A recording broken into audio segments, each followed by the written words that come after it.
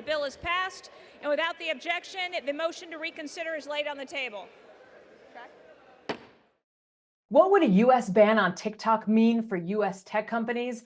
I'm Lisa Bernhard with Reuters, and joining me today is Eric Lynch of Scharf Investments.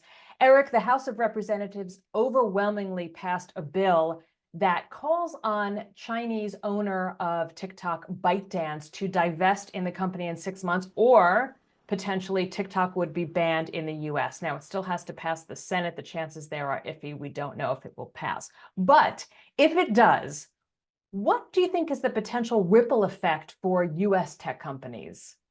It's a very interesting question, Lisa. Something like this, where the government forces the hand of a private sale of such a large ecosystem, is really unprecedented. So I'm not sure anybody truly knows.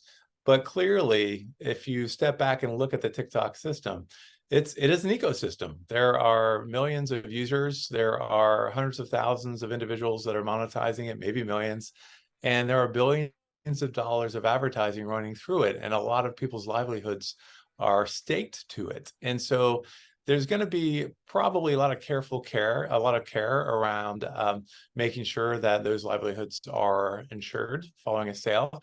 Likely goes, if it does successfully happen, it likely goes into the hands of a U.S. tech company, and it would likely be a windfall.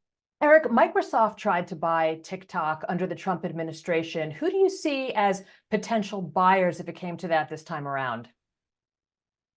Yeah, this time, I think, given the time that's passed, we've learned that the antitrust authorities in the federal government are really keen to stop kind of like the scope creep from these large internet platform companies. And so I don't think it's going to be a Microsoft or an Amazon or someone with all this already powerful reach across the U.S. economy. In 2020, Trump himself tried to broker a deal between Walmart, Oracle, as a joint purchaser of TikTok. It would have to be something more like that. And, another name that's powerful enough to assume the asset, but not so powerful to already increase, their already large tentacles across the U.S. economy.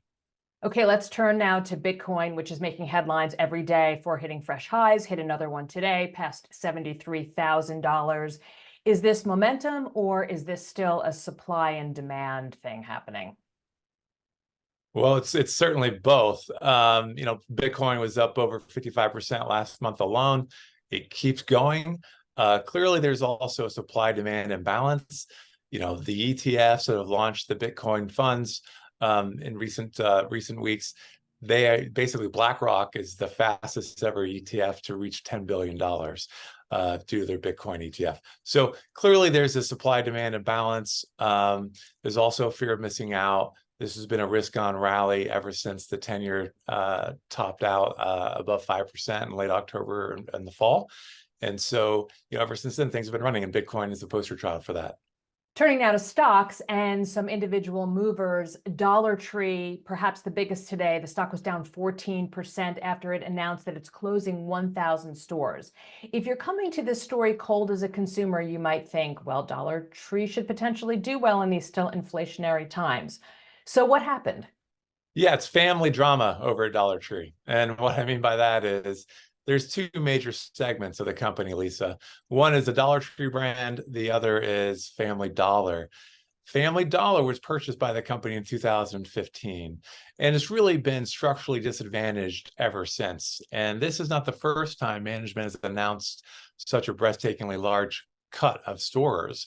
In 2019, about 700 stores were cut then as well. So management today announced a similar type of cut for this year, around 670 or something like that, and another 300 or so in the out years. So this is something they have problems with. Why? Because Family Dollar is, one, it's structurally disadvantaged due to more competition. It's operating in urban areas. It's facing competition from groceries and Walmarts and a host of other competitors in an urban area. Unlike Dollar General, that has a niche in the rural areas, no competition really. And Dollar Tree is actually targeting a healthier consumer right now, Lisa, which is more the affluent and middle class in the suburbs. Family Dollar is located in the urban areas. It tends to have a lower income consumer. that lower income consumer is being pressured by inflation, also the loss of federal benefits like food subsidies, as well as expiration of the child tax credit, things like that. So you're seeing this has been a pervasive problem as consumers really just don't have the means to enter the stores and buy things. I would add that other signs of pressure on the lower income consumer can be seen in subprime auto loans. Credit card delinquencies are at the highest they've been since the out years of the financial crisis over 10 years ago. So this is not really new news. The important thing to remember, though, is Dollar Tree in general as a company actually did report higher sales and profits because the Dollar Tree brand grew its same-store sales over 6%. Family Dollar same-store sales were actually down a point. So it's really a tale of two cities at Dollar Tree.